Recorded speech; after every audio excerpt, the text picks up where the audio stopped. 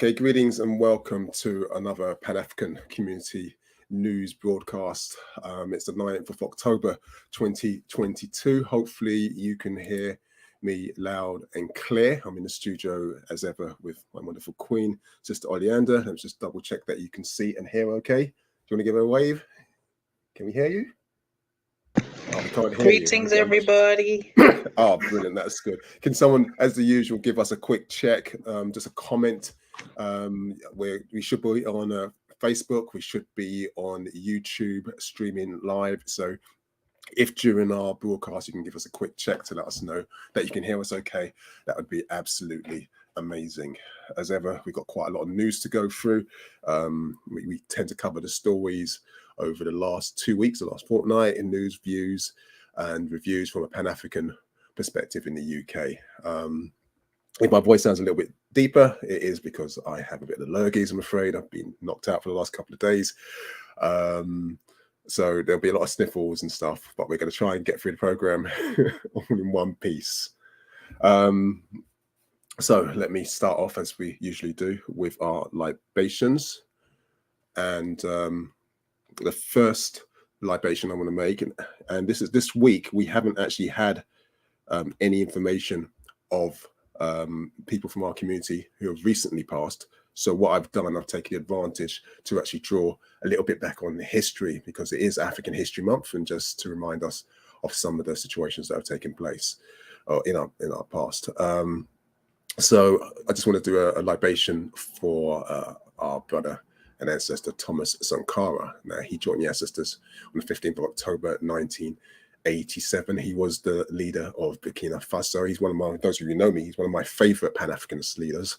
There's quite a few others like Sankara Lumumba, but Thomas Sankara has a special space in my heart. So very young when he came to power. He was murdered by his best friend, unfortunately, and the family had taken a long time to bring a trial and bring the perpetrators to justice. But today, we just want to remember and pay respect to Thomas Sankara. Another great leader from our history is the Prime Minister of Grenada, or Maurice Bishop. Now, Maurice Bishop joined the ancestors on the 20th of October 1983. Unfortunately, it's a similar story where we have co-conspirators and collaborators who actually work against him to assassinate him. But again, people don't really know how great this guy was and the work he did, the links he tied with Cuba, looking to empower African people in that Caribbean island. And so we just want to really remember him with a libation. As ever with this program, this is a community program. So I please want you to know that you are welcome to send in libations, or if it's of someone that you know, if it's a family member. It's really important that we have a space to remember those that have done some amazing work for our community in the past and now. And I'm more than happy to pour a libation if you send an email to us in time, and we can include it with a photograph of those who have recently joined the ancestral realm. So I'm going to move on with this. Please, if you've got a chance, put a comment, let us know that you can hear us okay. You're listening to me, Dr. or Brother Dr. Toyin Agbetu, Pan-African Community Network, and I'm here with Sister Oleander. We're going to go through the UK general news. There's quite a lot of stories to touch upon, so I'm going to really try and get through them as quickly as possible, and then so we can end up with hopefully some good news stories and some things that we can remember and reflect on and participate in. So the first story I want to touch upon is that of our brother Errol Henry. Now, he's a councillor, the only in Nottinghamshire County Council, and he put in a question during a recent council meeting to actually talk about what the council was actually doing for African History Month. And there was 20 questions, the way they format it, kind of like Peter's question time, as you might see on a Wednesday in Westminster. So there's 20 questions. They placed his question as number 19 out of 20, and they didn't answer it. So he was quite concerned. He was saying that African History Month, he was using Black History Month, but he's saying African History Month is quite important. What are we doing? They didn't answer it in the chambers. He stood up and was quite annoyed because of the timing. He did this just before the month started in September. He kind of wanted to know what he can get involved in, what the council was doing. They came back with some wishy-washy statement about that they're doing some, I've forgotten what it was, speaking about or showcasing about action and instead of talking, and they're going to produce some articles for their intranet. For those of you who don't know, an intranet is an internal network for the council or for any kind of business, so it doesn't actually face the public. So the council's going to basically have a discussion with itself about how good it is and how diverse it is and how it's doing amazing equalities and diversity and inclusion work, but it actually hasn't got anything that is going to do with the people in that area. So it's quite right that our brother was quite angry, and yes, he was silenced. And this is one of the problems about him being the only African in that council. We just don't have enough voices to push through and make sure that these democratic institutions, allegedly democratic institutions, are actually representing us correctly. I'll move on to the next story, which is that of what I would call a manufactured cultural argument. And this is the interesting case of students at the University of Westminster being told that they would be able to attend their events, but some sessions would be reserved for students of African heritage. That was the language. They said that they wanted to encourage a safe space for discussions and honest conversations. Now, if you've been watching this broadcast for a while, you know that there's been many events that are taking place. There was a theatre place recently where people could attend it, but they had some particular nights where performances were, but they asked that performances were to predominantly African audience. And it's really just to encourage a safe space so that certain discussions can take place without a level of censorship. Now, obviously, you say something like that in the UK in 2022, then the right-wing rabid media, you're talking about the Telegraph and all the Mail and all these Sun type places, they start talking about, oh my gosh, the Express, oh my God, they're being racist, they're cancelling him, and they dig up someone to talk about this. And unfortunately, it is an anthropologist. This is an anthropologist from Edinburgh University. He's got form actually, but his name is Dr. Neil Finn. And he comes back and says, oh my gosh, what these students is doing is so tragic. It's copying the racial segregation that was in South Africa and in the American education systems. We shouldn't be doing this, blah blah blah blah blah blah. And I say this lecturer has got form with this because in 2021 he was engaging again in another kind of row about a similar issue, and students actually picked up on his Twitter description that this comment about civilization being for everyone, and he doesn't understand what's implicit in his statement saying that civilization is for everyone. It's quite a disgusting little assertion that he's making, but we're not going to center on him. But this is essentially what's taking place, and I don't know about the events that's taking place in Westminster or the University of Westminster. I hope they go ahead anyway, and I hope that the principle of safe space is respected. It's got nothing to do with segregation.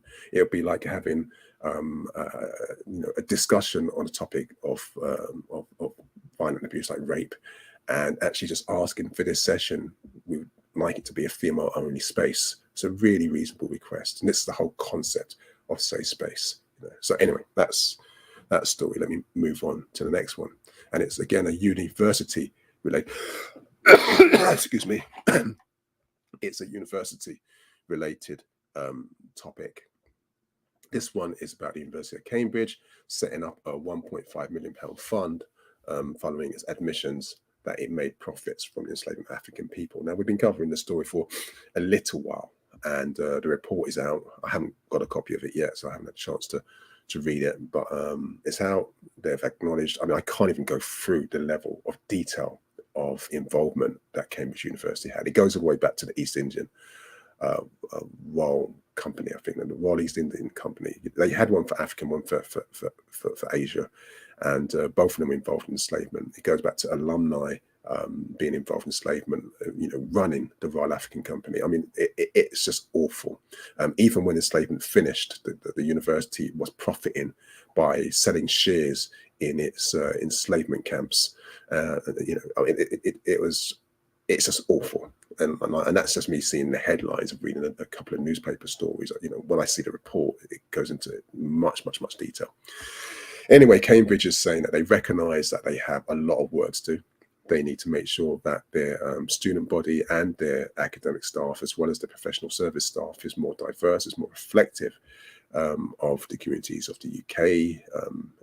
They want to be more equitable, because actually it's really important that we don't just talk about being more representative of diversity, but we also need to be equitable, because in many cases what happens is that there's been a diminution of African participation in these spaces, and the only way to fix that is actually to do some positive discrimination. And I know people hate those kind of things, or what they call it, positive action. That's the one. Positive action is the way forward.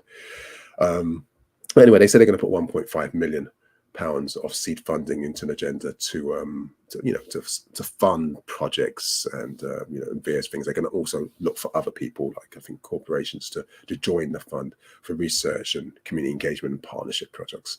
So we'll see where that happens. You also got to remember that Cambridge University is the same one where that plaque, what's her name, Toyin, I can't remember it off the top of my head, but there's a plaque that they have still refused to take down, which honours an enslavement. So there's still a lot of work to be done, but anyway, that's the news.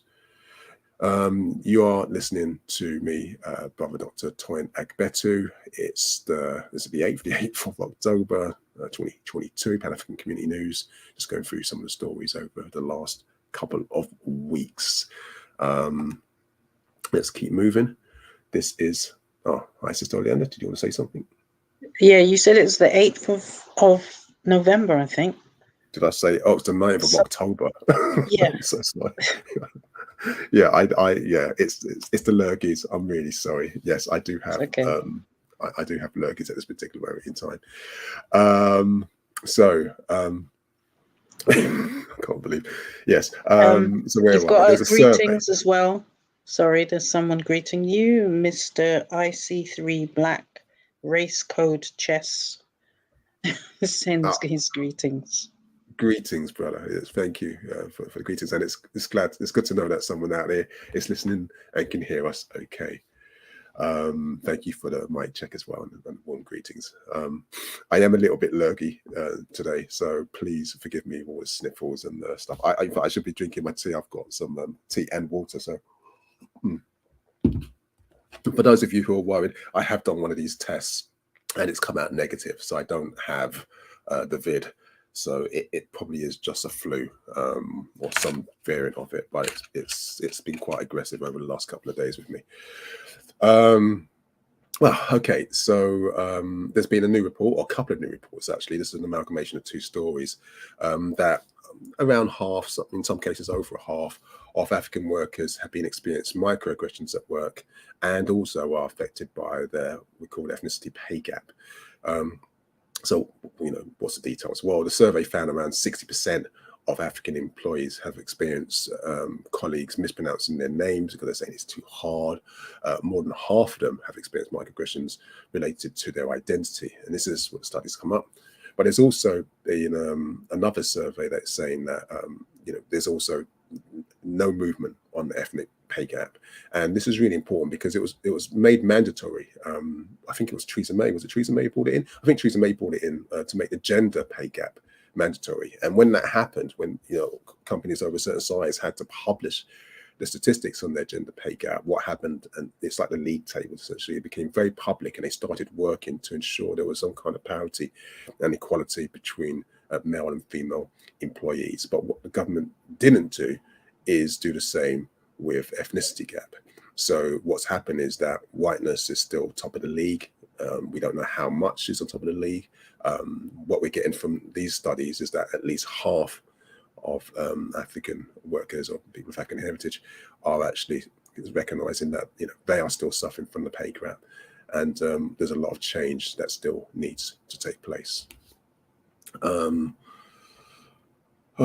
This one, when we say a lot of change that still needs to take place, this one is one of those horrendous stories that you know can only happen in the UK. Brexit, Britain. This one is the story of a young couple. This is our baby, one of our children.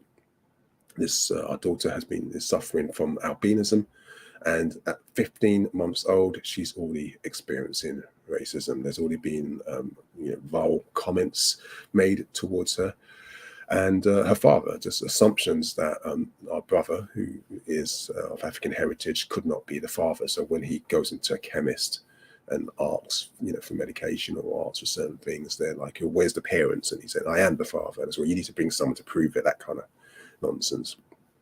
It's not a really complicated story. He's of African heritage. His partner's of European heritage.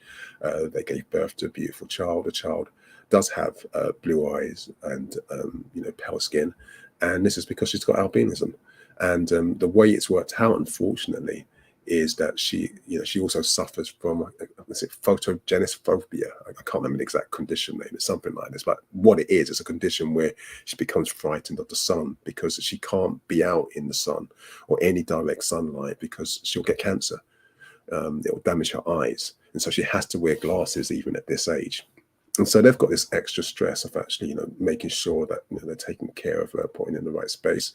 And then you've got these idiots who are seeing this child and thinking, well, it's blue eyes, so it can't have anything to do with you, and that she's still making little. And I won't repeat some of the stupid comments, the racist comments that are being made towards them, but it's just an extra stress that I'm sure the family doesn't need. So I had to share that story.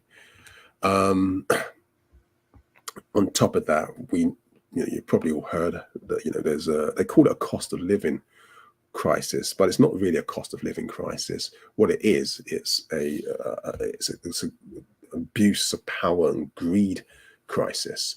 This is where people, with loads of money and loads of influence and resources are actually in an environment, which is a political environment, where they have a government that's on their side and is doing a reverse Robin Hood, I think was said a few days ago, where they're robbing the poor to feed the rich, and it's the government doing this.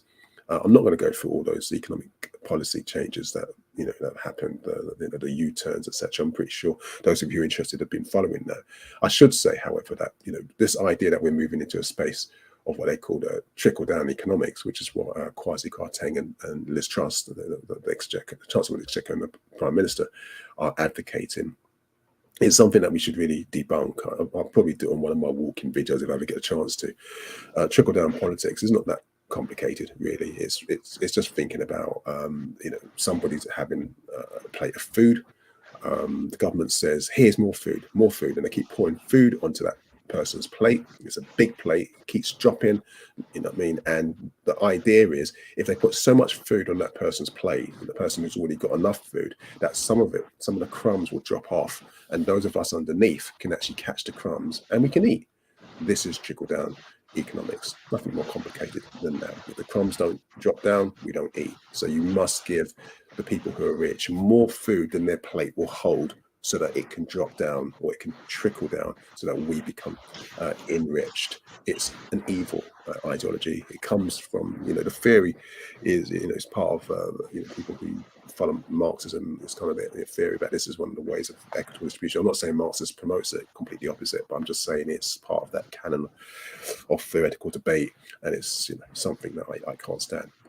So where we go into that? Well, the reason I mention all that is because the one thing why I'm not a Marxist, even though I recognise the genius of Marx, as some of his ideas and his analysis of the economic system, it's a brilliant analysis, is that he was also had a blind side to ethnicity and to gender. So I would, I know it's easy to say he was racist and sexist, but I can clearly say I don't know him, and it looks like he was, but I do know that his theories were clearly didn't give a damn about racism, didn't give a damn about sexism, and he doesn't cater for them. And we can see that in real life, because what we're finding out now is this news headline is telling you that people of African heritage and those of other minority ethnic heritage in the UK are twice as likely to be in deep poverty. And this is a really bizarre scenario, right? Because we know that people in the UK are poverty is increasing. I mean, you've heard all stories about food banks, but you've got to remember that a household in deep poverty is said to be in that state if it falls below 50% below the relative poverty line. And so you got to understand there's a 6% line for the median UK income. So they say that average people earn X amount of money. If it goes to 6%, you're in poverty. And if you go 50% below that, then you're in deep poverty. We are more likely to be in deep poverty. Doesn't mean also that working class Europeans aren't also in that, or in that figure, but they're more likely to be in the 60%, or we are most likely to be in the 50%. I'm not an economist, and I don't really like talking about economics, but that's the news story. And I think it was a Runnymede Trust who did some work on this. And this is just entrenched systems of inequality that are being emboldened by this toxic government. Talking about toxic. Sorry, Toyin. I just wanted to bring up a couple of comments we've got. So from BCESG UK, we have greetings from Bristol to both of us. Greetings, so and yes, thank you. Greetings to you. And we also have from Miss T in London, good evening, host and chat. And that's you and me as well. Give thanks. It's really good to have you here. It helps a lot as well.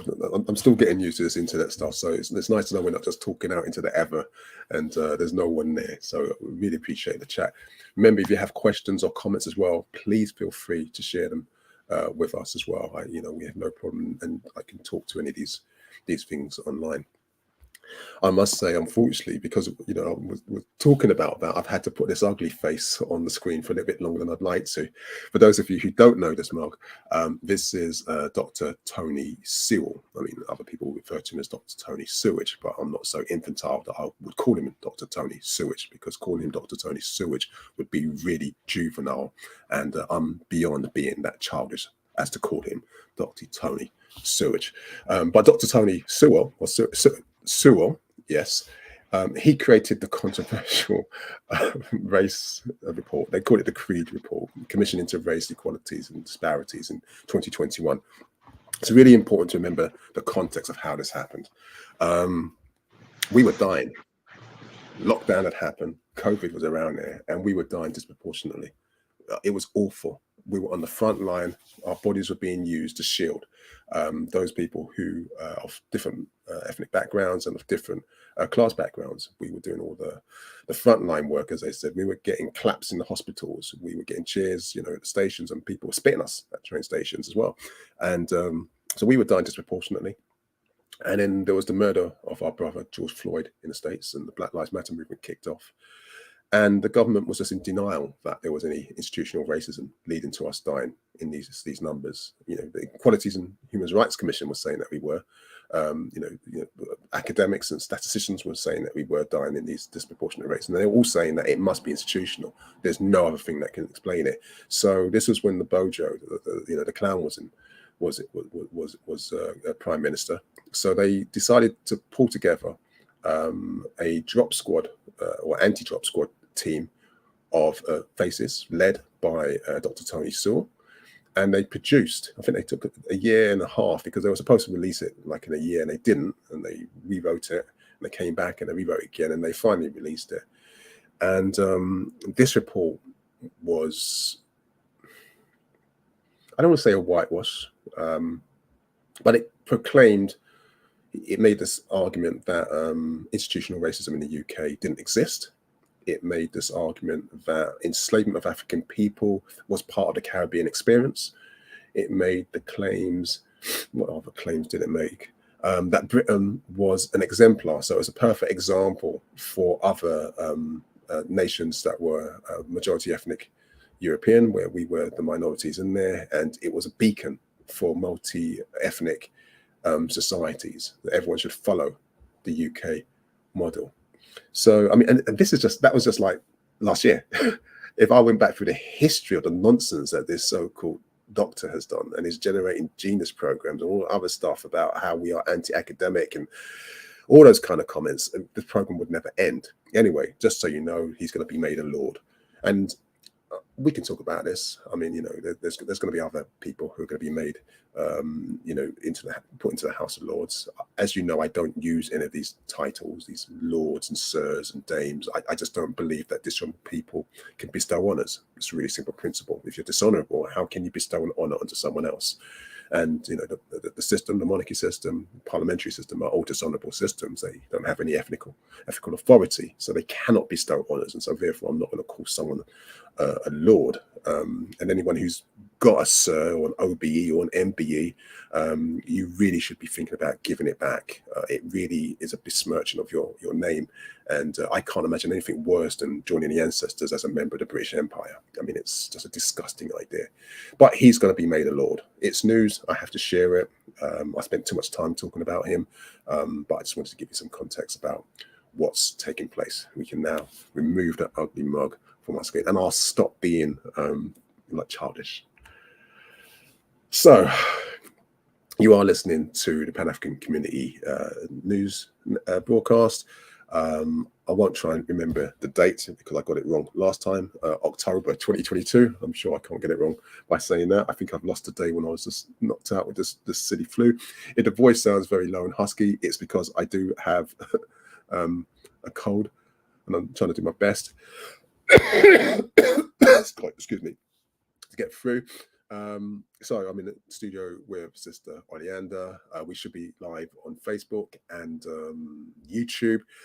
Someone did request that we go onto LinkedIn, and someone else requested that we went onto Twitter as well. I found that we can actually transmit at the same time on those two channels, but I'm not sure I'm going to do that at this moment in time. I don't use LinkedIn, and I don't, I don't really know the platform that well, and so I'll think on that. And the same thing with Twitter. I do use Twitter, even though I'm finding it very toxic platform. I'm just not sure about it being there. I really want this to be somewhere where my family can access it. When I say my family, I'm obviously talking about my Pan-African community, which is here and across the world. And most of us live in these spaces, YouTube and Facebook. If the majority of us move to somewhere like Twitter, I suppose I'll move it to Twitter. But the whole point is that you watch the program, you pick up the news that you find interesting, and you share it. That way I don't have to share it. It's all in one place. Anyway, UK news. So we have some research that's come out that says that African women and those of South Asian heritage are least likely to check for breast cancer. Now, this came as quite a shock to me. I mean, over the last few years, there's been a lot of focus on African men not checking themselves and the problems of prostate cancer. My uncle, you might know him, Errol. He does this piece about prostate cancer. He's the mechanic and stuff. Hi, uncle. And it's a serious issue. So it was really fascinating to read this and quite disturbing. The article had more focus on the fact, or it explained more to me anyway, why women of South Asian heritage aren't checking themselves. And I think that their excuses map onto why African women aren't. And what I was reading, belching and everything. What I was reading was that there was a desire not to show vulnerabilities to family members. If you're checking too regularly, they felt that it would worry people, make people have these kind of like strange thoughts about why they're doing this and the stigma that would come with it. So let me be clear about this. The women who are less likely, it's not just that they're African and Asian, but it's also that they're under 40 years of age. So I think after over 40, women are more likely to do a check. But this survey, which was it looked at I think 2,000 women between 18 and 80, did find that 78% weren't checking their breasts regularly, and a third actually admitted that they'd never checked themselves at all. So please, please, this is something that you should do. I hear, I'm not an expert on this topic, that early diagnosis helps greatly in actually dealing with any troubles that arise. I know as a man, I had to do regular prostate tests, and I'm pretty sure one of my close friends is going to now, having me said that, he's going to be nagging me about when I'm going to do my test. Yeah, I'm talking about you, Jay. And I will do another test this year. I'm not as frequent as doing the tests. I know it's a male thing, so I don't want to be the pot calling the kettle black. So all brothers out there have to be engaged in there. But sisters as well, please don't wait until you're 40s to check it. Have a check beforehand. It's really important. Sister Oleander, do you want to say something? Yeah, I just wanted to say that it's equally as important to check yourself if you have cancer in your family, if you have breast cancer in your family, for a man as well, because remember, men do get breast cancer also. So if you as a man had your mother, sister, whatever, had breast cancer, it's equally important for you to check yourself also. Thank you. I didn't think about the hereditary link as well. So yes, that's a really good piece of advice. Thank you. Sorry, there's another greetings from MMOG. Greetings from Kensal Green. Oh, greetings. Thank you. Nice to have another friendly voice amongst us watching and listening. Yeah, good to have you here. Okay, I'm going to carry on with the news story because I know you don't want to see me squirm anymore.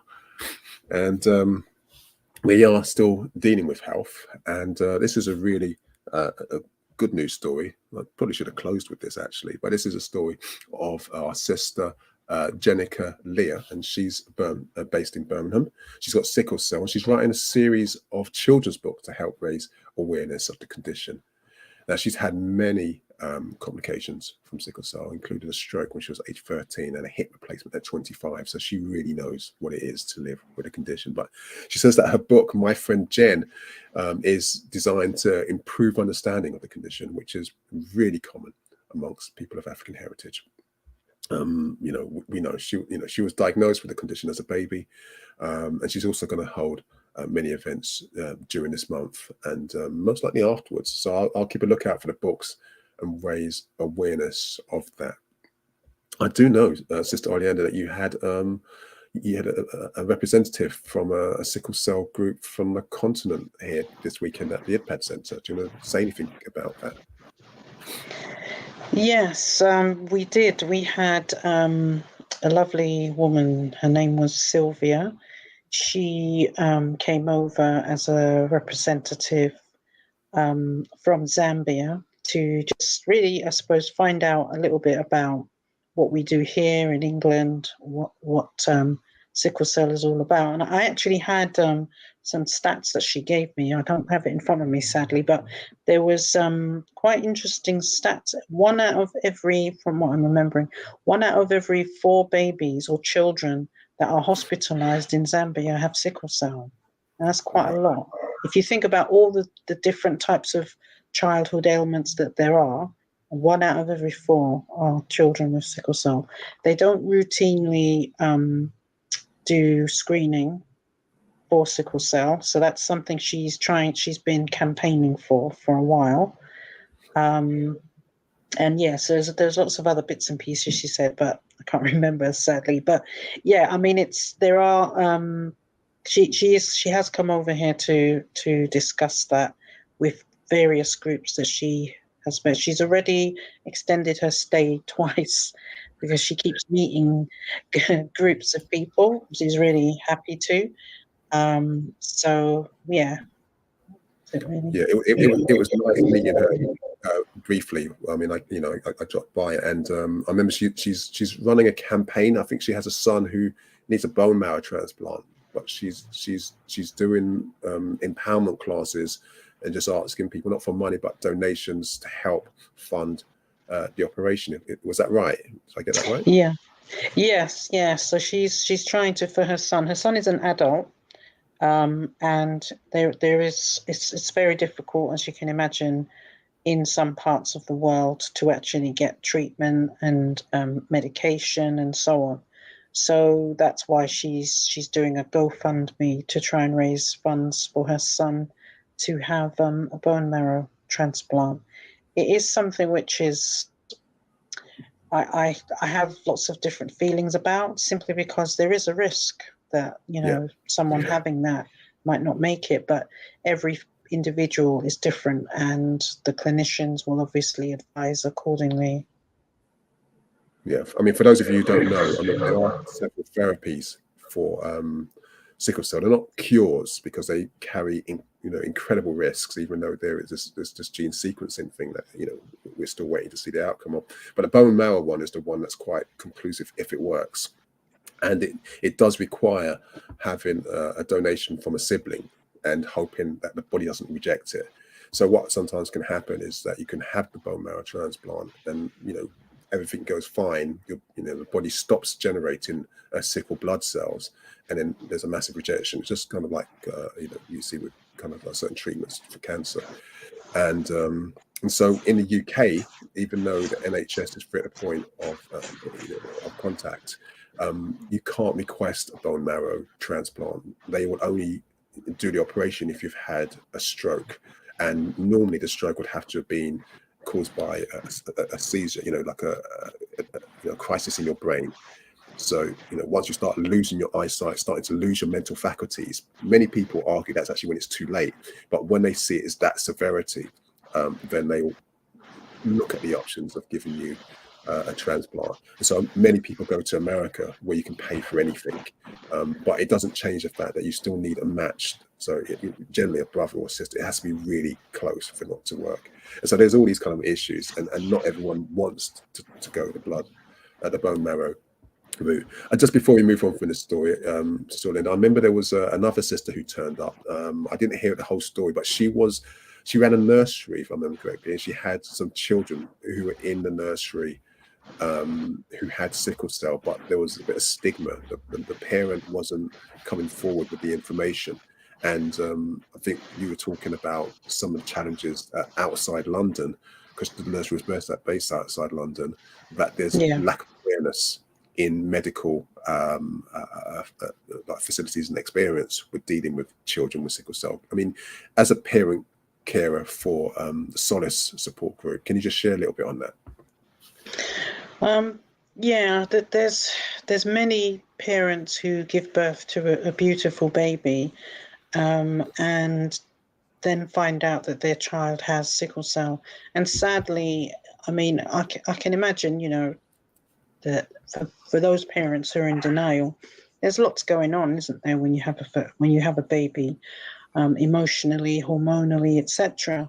But sadly, many people are in denial and will say things like, "It's not my portion," and actually, well, whose is it? It is your portion, and it's not as simple as learn to live with it, because obviously it changes everything, especially if your child becomes very sick very early on. And so this particular parent, which we were being told about, they were in denial, essentially, and so would not take the child to clinic.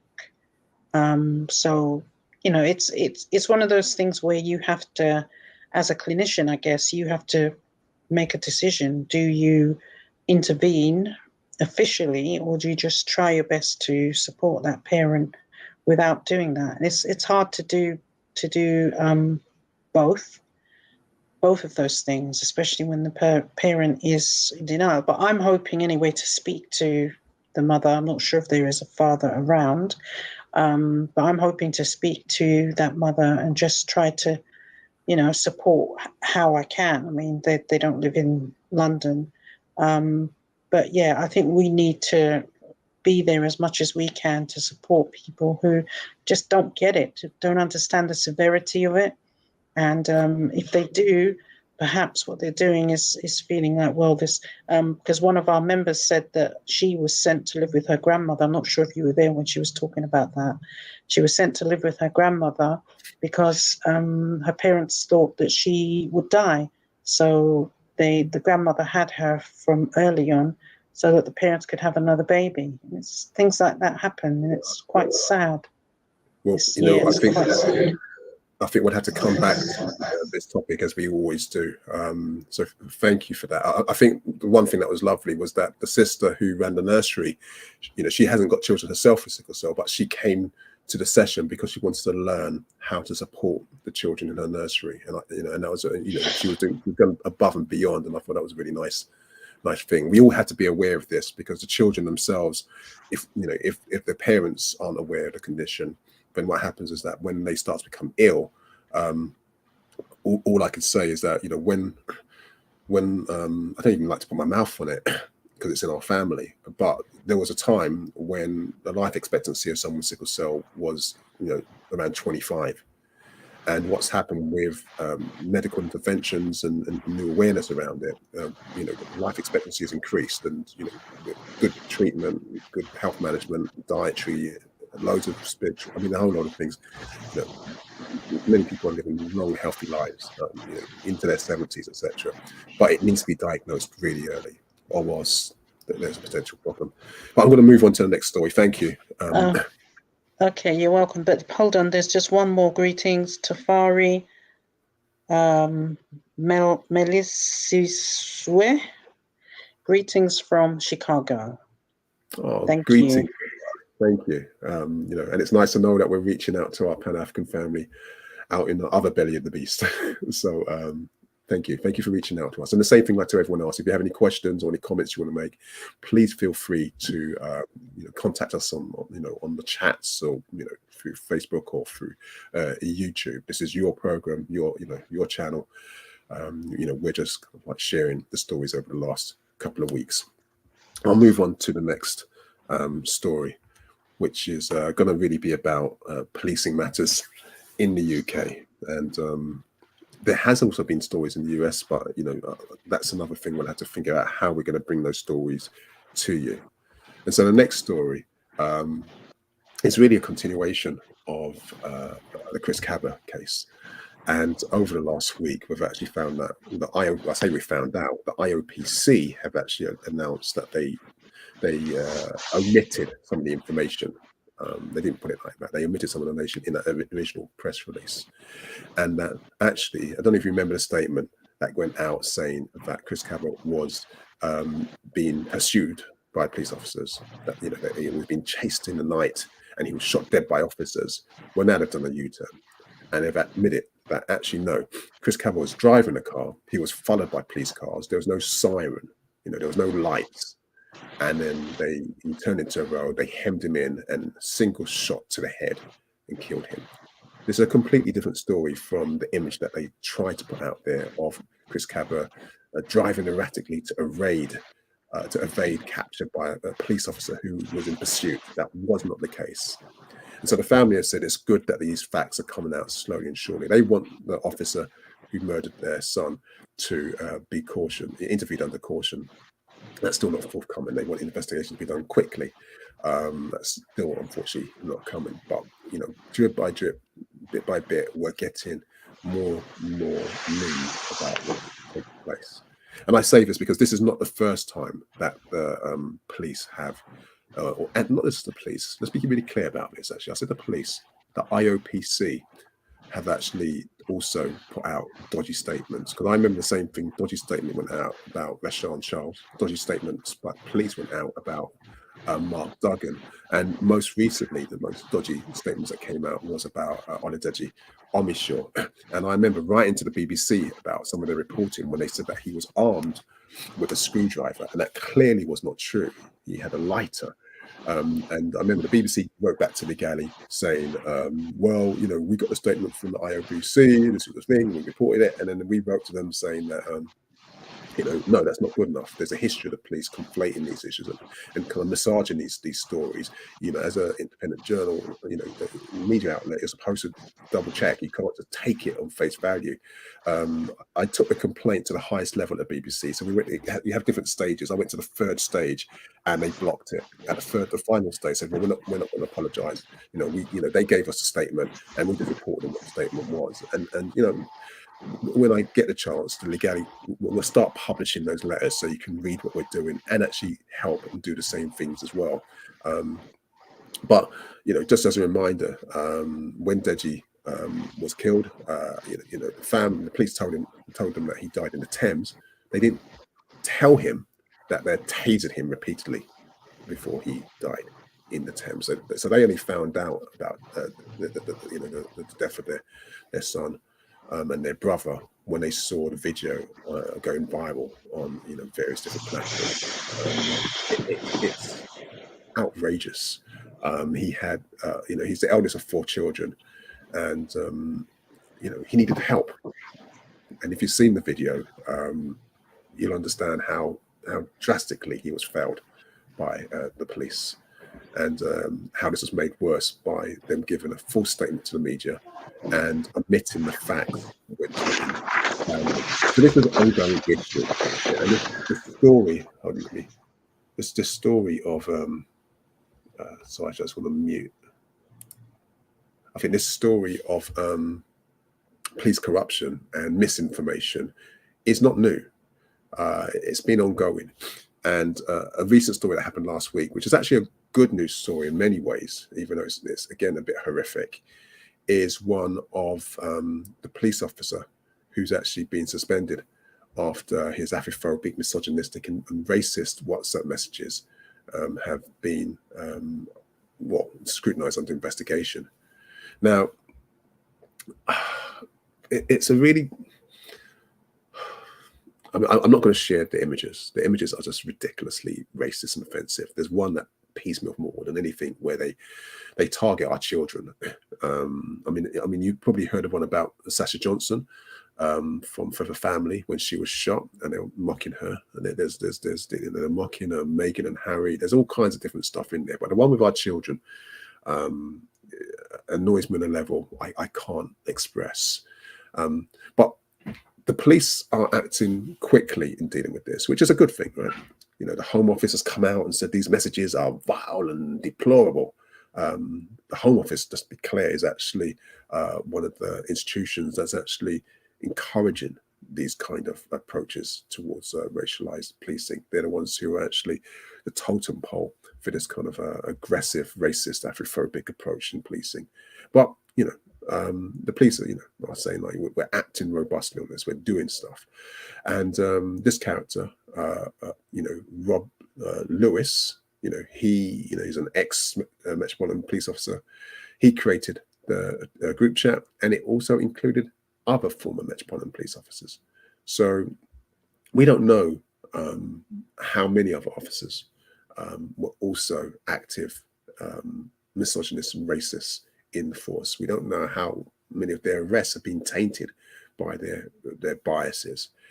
But my worry is how we found out about this. You see, I think I've talked about this before, but I'll say it again, it bears repeating. We only know about this because David Eden, who was a former member of the Diplomatic Police Protection Group, which is which is one of these squads that looks after diplomats. I think they've changed it to Parliamentary and Diplomatic Protection Group, where he passed these messages on directly to the BBC. And so the BBC covered it, and then it came out, and then the story kicked off, and there's an investigation. And so it means that if there was no whistleblower, if there wasn't someone from the police who actually was opposed to corruption, I mean, he's, I think, going to be involved in some parliamentary investigation into, issues of misogyny in the police. If something comes up, I'll cover it. But if it wasn't for him, we wouldn't know about this. And so what it tells me is, for as much as we hear Mark Rowley, the new police commissioner, making this comment about, we're going to root out this, we're going to be tough on this, and blah, blah, blah, blah, blah, blah, blah. It's not happening. What's happening is that when people are brave enough to kind of like stand up and say, yeah, this goes against my ethical values, this is not what I signed up for, I'm going to risk the scorn of my colleagues to tell the truth and do the right thing, that's when we're getting little vestiges of justice. When in reality, we need an eradication of this culture inside the Met. We need the supervisors inside the Met to be scrutinized, because it comes from the top. I haven't got time to explain how the rank and file answer to the supervisors. And if the supervisors are toxic and they turn a blind eye to these kind of abuses, then it trickles down to everyone else. That's true trickle down. So, but anyway, that's that story. Let me move on. We don't want to spend more time on the police. Oh, yes, we do. And I don't have the facts. I just saw it. I don't have any details. So I can't really give any more information on this one. But we also now know that there's another case where I'm assuming it's a young African. A young African has been arrested or stopped and searched. Police have used force, said that he can't breathe, and he's passed away in custody. I don't have all the information. Literally, that's all I know. I'm doing it from memory, and I think there's going to be one of these what do you call it, Twitter Spaces. I think Melissa from the Daily Mirror, our sister, who's really been covering these things really well, she's going to have a Twitter space to discuss this, where I can try and find out. If I think it's on Wednesday, I'm not sure if I'll be free. I'll try to, but it's, we can find out more information. But this is really new. I think this has only come out in the last 48 hours. That another young African, I don't know if it's young African, I shouldn't say that, another African person, I think it's an African person, might be dual heritage if I remember correctly, but I'm not 100% sure about all the specifics. All I do know is that there's this issue about they couldn't breathe and they're dead, and it's the police. And I deliberately came off Twitter yesterday because I was just feeling ill and I couldn't deal with the toxicity. So I'll join it tomorrow and I'll get some more information and share it in 2 weeks' time. It's like, wow. Okay, for those of you who don't know, in the UK, we celebrate African History Month. In America, it's done in February after Carter G. Woodson's Negro History Week, which became African History Month, or African American History Month. UK, African History Month takes a different trajectory. In fact, I should leave Brother Kwaku to share the history coming from the African Jubilee year. And so I'm just going to share some of the stories related to this. So, maybe I should have put this in news, actually. There's a story now that we know that the government, the ministers have said that, yeah, they recognize that they need to make the curriculum more inclusive, but they're not doing anything about it until another 2 years. And so teachers have come out, and the National Education Union have come out and said, why do you need 2 years to change the curriculum? What's going on? Why don't you do it now? You recognize you need to decolonize the curriculum. You recognize the need to do this, but they're just deciding not to do it now. It's not really surprising seeing what we have, who we have in the government, even though people like Kemi Badenoch is now Foreign Secretary. When she was Equalities Minister, when she was one of those people involved in trying to ban critical race theory from schools, and saying that any contested theories had to be given equal balance. So if you're going to promote anti-racism, you should promote white supremacy. No, she didn't actually say that, but that's essentially what she's saying. And she passed that guidance, so teachers are petrified about teaching about Black Lives Matter. She calls Black Lives Matter a terrorist organization. I mean, the woman's deluded. But Zadim, what's it? Oh, God, I'm really gone. The guy who was a former exchequer before Kwasi Kwarteng, Zadim Zahawi, that's his name. When he was Education Secretary, he was asked about what you're going to be doing about putting African history into curriculum, and he just gave us a whiffle waffle statement. They don't teach it as a priority. This is the reality situation. They don't want to talk about this. And I don't know if I think I've told about this. I went to this launch, right? Hakeem Eddy's book, an amazing one, African and Caribbean People in Britain. And if you've read that book, or when you get a chance to read it, you should do. One of the things that's really clear is African people, there's evidence that we were actually here in the UK before the Angles and the Saxons. And I'm not just saying like from bombastic kind of like, propaganda, which is African nationalist or anything like that. I'm talking about from facts. I'm talking about from, archaeological evidence, from DNA evidence. We can see our presence in the UK was way, way, way before the Windrush narrative that they like to invent. It's way, way before the enslavement narratives that they like to invent. We are stakeholders here. The riches that are supposed to be here, we're supposed to have access to them. They're supposed to be shared equitably with everyone.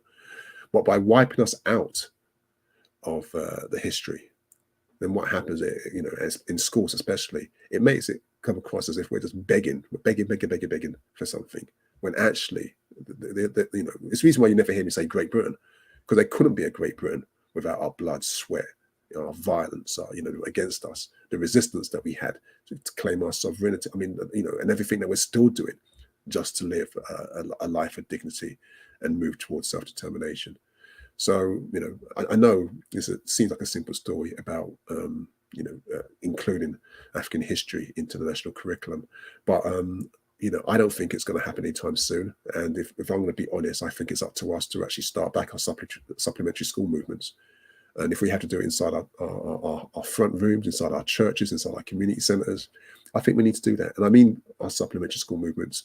We're talking about the type of, Baba, Eric and Jessica Huntley, what they were doing, which weren't focused solely on booster classes, kind of like including maths and English and just, kind of like supplementing what the schools didn't have time to do, but actually talking about our history, our culture, our heritage, our strengths, our weaknesses, the things that we need to learn, the things that we need to avoid. We need proper history, and we can't expect the system to do it. It's shown us time and time and time again, it's not going to do it. Sorry about the rant, I'll move on. Next story is one about historic England, which is now revealing a whole lot of new listings to mark African History Month. Now, Historic England is kind of like a heritage body, linked to the DCMS. What's that? The Department for Culture and Media, something. I forgot what the S stands for. And they're talking about protecting British heritage. And to their credit, they've added details of listings in North Shields, in Bristol, in Chelmsford, in Leeds, and really just they're pointing to plaques of people of African heritage.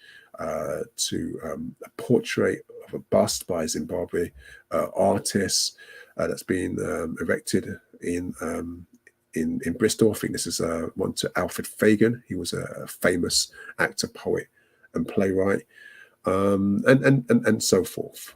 And this is good. It's a good start. That's what you can see in the image.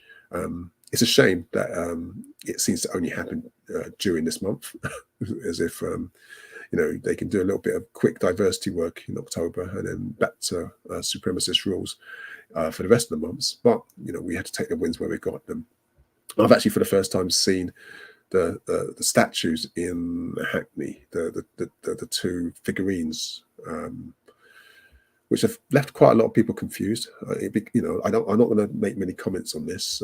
I'll come back to it another time. I mean, I'm not talking about the fruit, which is supposed to represent the Windrush, how a couple of fruit represent the pain, struggle, the politics of Windrush. I don't know, but these two statues, I was cycling past and I saw them, and they look from a distance like two African men who are made of composites of 500 or 600 people. So the artist took photos and images of 500-600 Africans of Caribbean heritage, melded them into this kind of like this one or two images, and then molded them there. Everyone who I've talked to about, there's images about thinking that they look miserable, but it's art. So let me leave that there. The point I'm trying to make is that it's good that we have these listings and we have these symbolic representations. But I'm going to talk about Hackney Council at some stage about how it's reneged on its reparative justice stance when it comes to renaming streets, and is actually moving away from supporting people of African heritage into this more bland kind of like all lives matter kind of mantra, and that's not something I signed up for. Anyway, let's move on to the next story. We're almost done for this week. This is a really nice story about a sister. She's an entrepreneur. Her name is Natasha Pencil, and she's the founder of Tano, and she's been selling her own African Caribbean inspired small batch condiments since 2018, and she's launching a farmers market in the heart of Brixton, and she really wants to just kind of like showcase our talent and others who are complaining about the lack of investment and resources and publicity for their businesses, while other groups actually get more resources because they seem to be more trendy. So this is someone who's seen a problem and is actually just doing the work to fix it. And so she'll be popping up in Brixton Market. If you see them, if you're aware of them, please check them out, support them, and thank you, sister, for doing this work.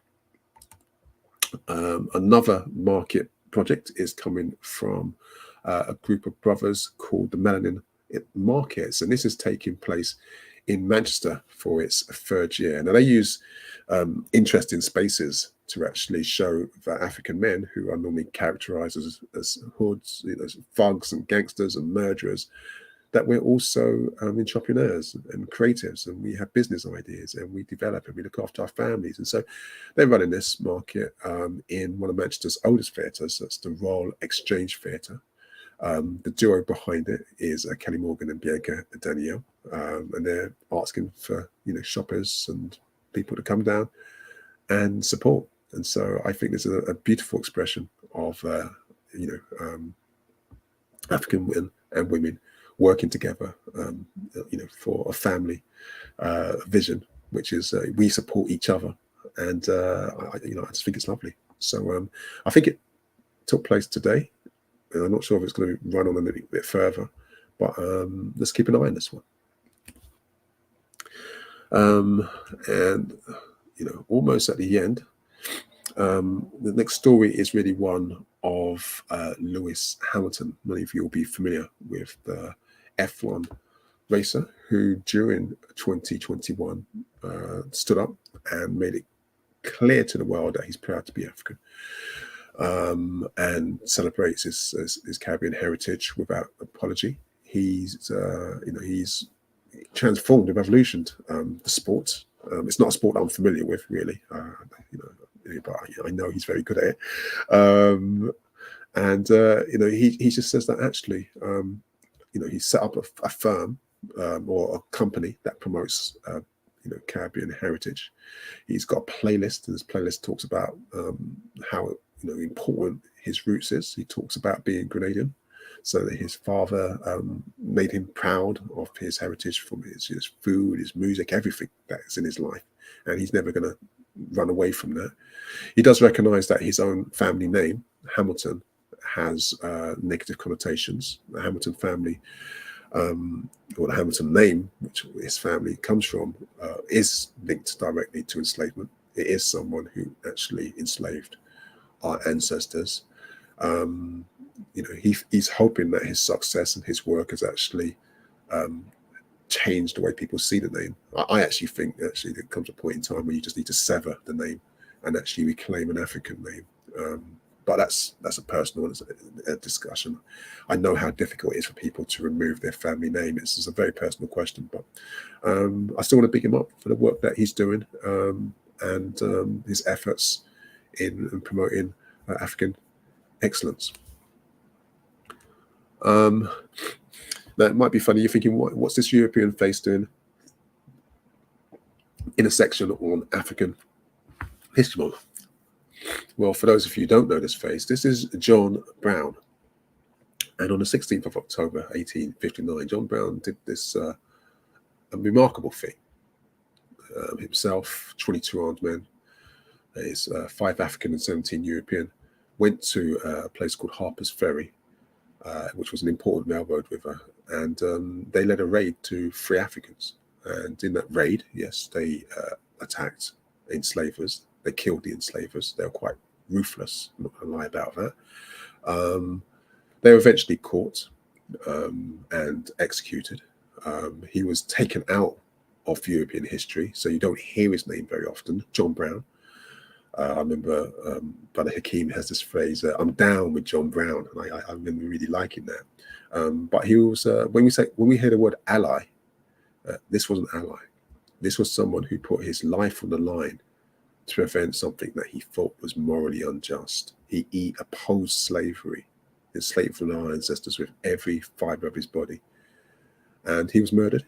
The historians who wrote conservative history and redneck history, they wrote about him having mental health issues, saying that he must have been mad, there's something wrong with him.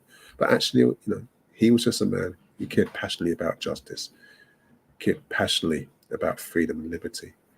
And I just thought, it's African History Month, but there's a lot of people involved in our history that don't really get props, and we're not really aware of them.